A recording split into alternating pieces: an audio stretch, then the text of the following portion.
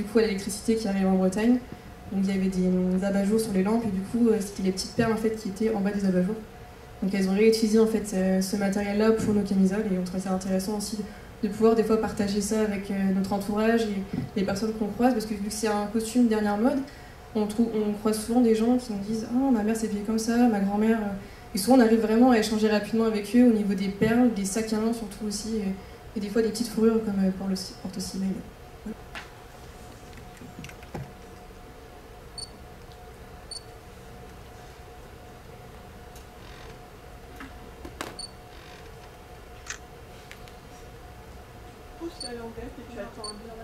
Oui, si, mais tu attends. Ça va venir. C'est un peu long. Ah, c'est bon, ça fonctionne. Désolée pour ma voix déjà, je suis un peu malade. Donc, bonjour à tous, nous sommes le cercle celtique des Grolériens de Montroulès de Morlaix et nous vous présentons aujourd'hui une série de costumes féminins de 1910-1930. Depuis quelques années, au sein de notre groupe, on réfléchit à faire évoluer nos costumes féminins. L'idée de départ est simple. Nos tenues actuelles, bien que très belles et symboliques, posent certaines contraintes, notamment au niveau de la liberté des mouvements. Les châles, par exemple, sont fragiles et limitent les gestes en danse. On avait donc envie d'imaginer une tenue plus pratique, plus confortable, mais aussi porteuse de sens. Très vite, on s'est aussi dit que cette nouvelle tenue devait nous permettre de nous démarquer des autres cercles qui nous entourent, comme ceux de l'Andivisio au Guingamp. En effet, nichée entre terre et mer, entre Léon et Trégor, Morlaix est une ville dynamique aux multiples facettes. Notre situation est donc un peu intermédiaire et on voulait que notre costume reflète notre identité propre. C'est dans ce contexte qu'on a commencé à s'intéresser au costume citadin de Morlaix, du pays Pouchette, petit pays avoisinant Morlaix, composé de seulement 4 communes, qui sont Carantec, Locquénolé, Tollet et Anvic, ainsi qu'à celui de Saint-Martin-des-Champs. Ce sont des costumes qui ont une vraie élégance, mais aussi une histoire urbaine, ouvrière, qui nous a beaucoup parlé. C'était avant tout une tenue citadine du quotidien, portée par les femmes dans leur vie de tous les jours, en ville, au travail ou même dans les commerces. C'est un point qui nous a beaucoup intéressés. D'après les sources retrouvées dans le cadre de notre collectage, nous avons pu voir que ces vêtements étaient portés par des femmes actives, ancrées dans une réalité sociale et économique. Il ne s'agit donc pas d'un costume de parade, mais bien d'un vêtement fonctionnel, élégant et représentatif d'une classe moyenne urbaine du début du XXe siècle. C'est aussi ce qui fait sa modernité et ce qui le rend encore très lisible aujourd'hui. Concrètement, le costume que nous avons retenu est inspiré des tenues portées à Morlaix entre 1910 et 1930. Il se compose d'une jupe noire à 7 pans en drap de laine, d'un chemisier noir en popeline de coton, orné d'une guipure noire, d'une coiffe appelée poche plate, aussi nommée que de langouste, en batiste et en organdie. On peut y ajouter un col blanc, une cravate en satin de coton, et également une ceinture pour marquer la taille. Côté chaussures, on laisse une certaine liberté. Escarpins à bride, chaussures type Oxford ou bottines à talons selon les goûts de chacune. En effet, à l'époque, selon les albums photos de la manufacture de Morlaix, chaque femme avait son style, son identité, et notamment grâce à leur paire de chaussures. Notre démarche de recherche a été assez poussée. On est parti d'une aquarelle de Victor Luer, datant de 1935, qui représente une Morlaisienne avec une tenue très précise et une description détaillée des matières. Mais on a vite compris qu'à cette époque, ce costume n'était déjà plus porté que par les femmes âgées. On a donc recoupé avec d'autres sources, comme les albums photos de la manufacture des tabacs de Morlaix, datant de 1910 et 1919, qui montrent des femmes actives dont les silhouettes correspondaient davantage à ce que nous recherchions. Jupe à la bonne hauteur, chemisier réaliste et moins idéalisé.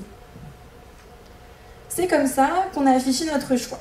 La jupe reste à 7 pans, comme dans les modes de l'époque, mais en drap de laine noire, car le mérinos mentionné par Luer était trop onéreux pour nous.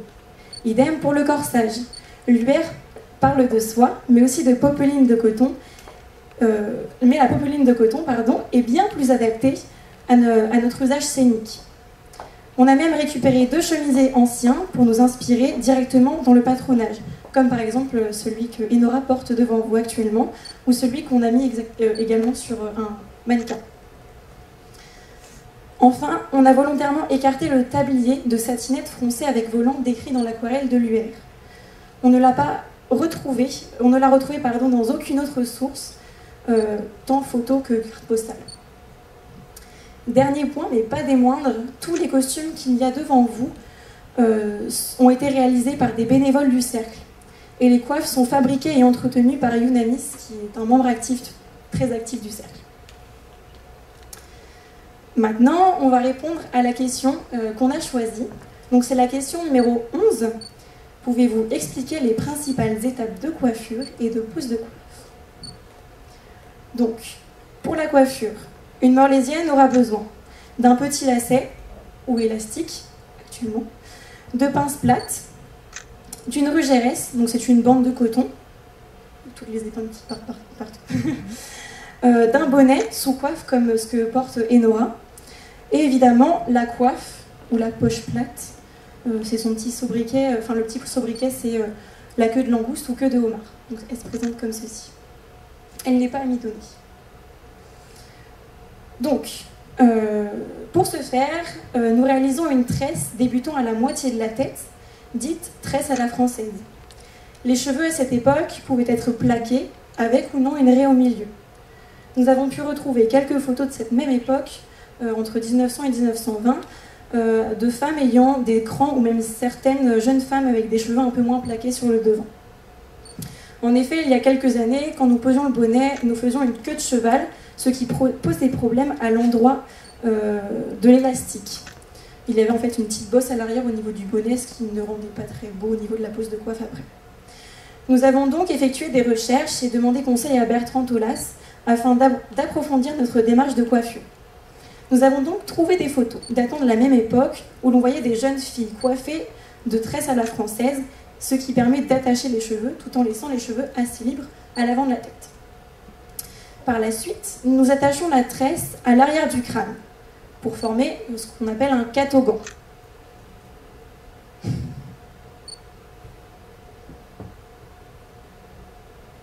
C'est ce que Lien est en train de faire actuellement. Donc le catogan, c'est la petite morceau de tresse qu'on a juste en dessous, là, qui pend. Par la suite, nous positionnons la rugeresse d'une oreille à l'autre, que nous épinglons avec des épingles plates, du coup, des pinces plates, pardon. Et ensuite, on va la passer à l'arrière de la tête pour coincer correctement la tresse pour qu'elle soit bien fixée et qu'elle ne tombe pas dans le bonnet par la suite.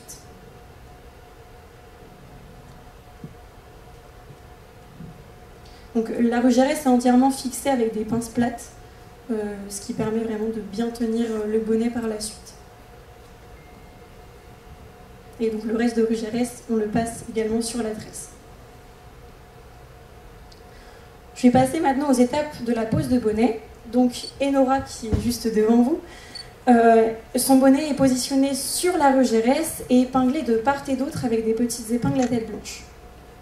Ce bonnet permet donc de cacher la chevelure et est ensuite serré avec un lacet présent sous la poche. Le lacet est enroulé autour de la poche où est cachée la tresse. Il faut faire attention que cette poche ne remonte pas trop, que ça reste droit et assez bas. Maintenant pour la pose de coiffe. Nous la positionnons en haut du crâne pour qu'elle recouvre le bonnet. Évidemment en faisant attention à la symétrie. Et nous venons la fixer avec 2 épingles parallèlement sur le haut du crâne. Donc ces 2 épingles qui viennent une dans un sens et l'une dans l'autre.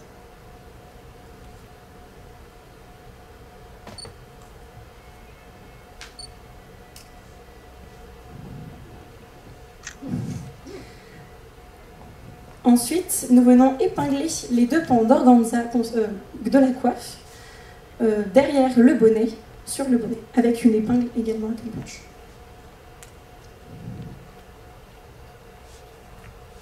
À cette étape, il faut faire quand même attention aux bardes qui sont présentes sur certaines coiffes.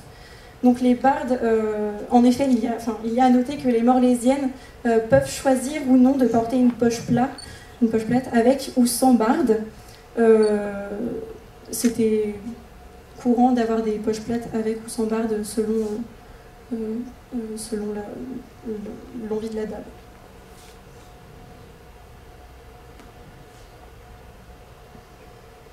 Donc, dès cette étape, on peut voir apparaître la forme de la queue de langouste. Et enfin, nous rabattons la poche de la coiffe à l'arrière et venons la serrer à l'aide du lacet qui est présent sous la coiffe également pour venir enfermer à l'intérieur la poche du bonnet où se situe la tresse. Donc, pour finir, nous remontons le lacet sur le dessus de la tête, la coinçant dans les deux épingles du haut du crâne pour, in fine, faire un très beau nœud en haut du crâne. Nous cachons enfin le lacet dans les plis à l'arrière de la coiffe à l'aide d'épingles.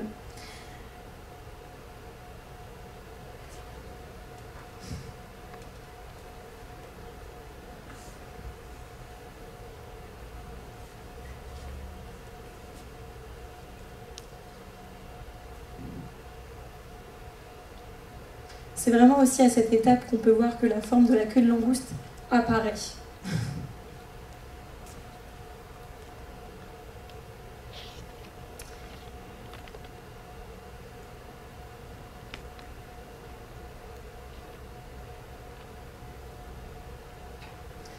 Et voilà comment la poche plate, qui porte aussi le sobriquet de queue de langouste ou queue de homard, se pose.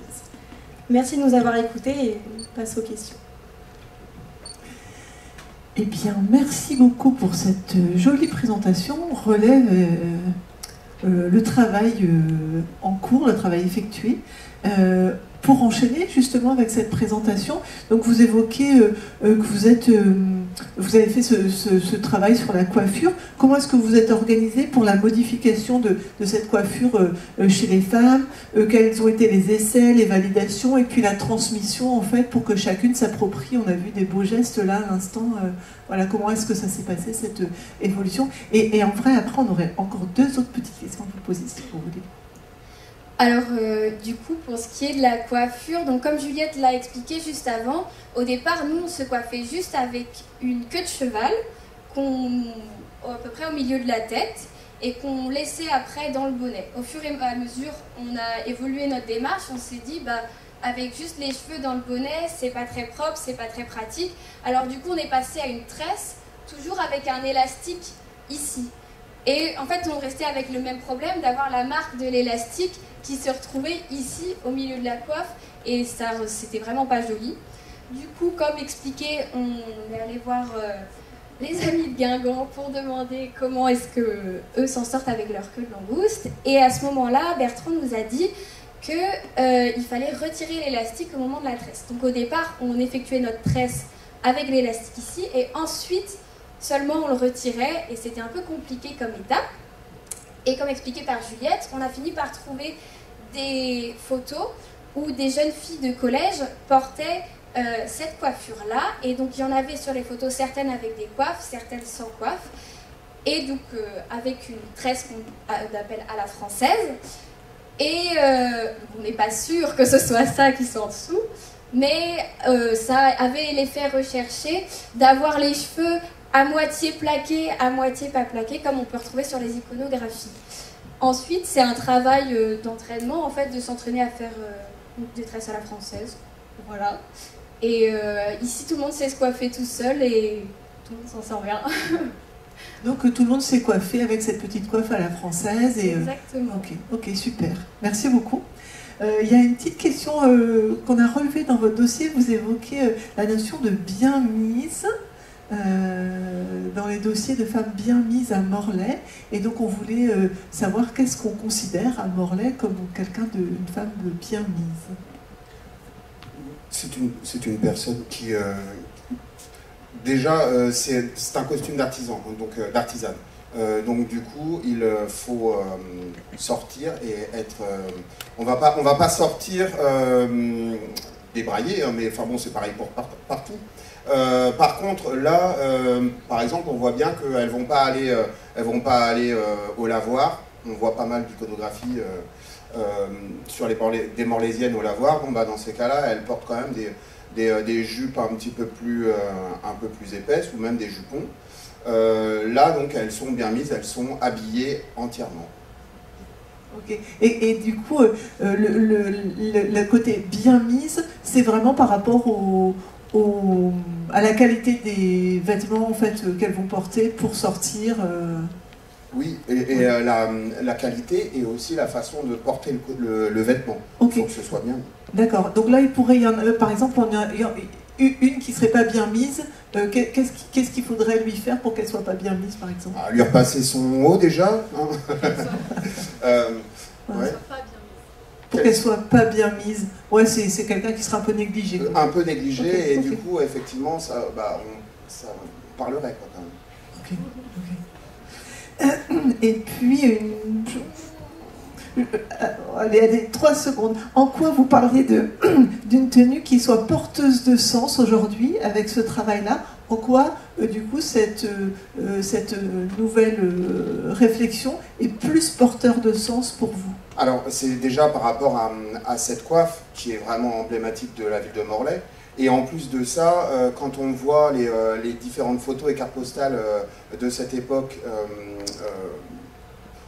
on les voit souvent habillés en noir, comme ça, avec ce genre de jupe. Et du coup, c'est vrai que ça nous paraît être porteur de sens vis-à-vis de ce qu'on voit, des iconographies qu'on voit sur Internet ou en carte postale.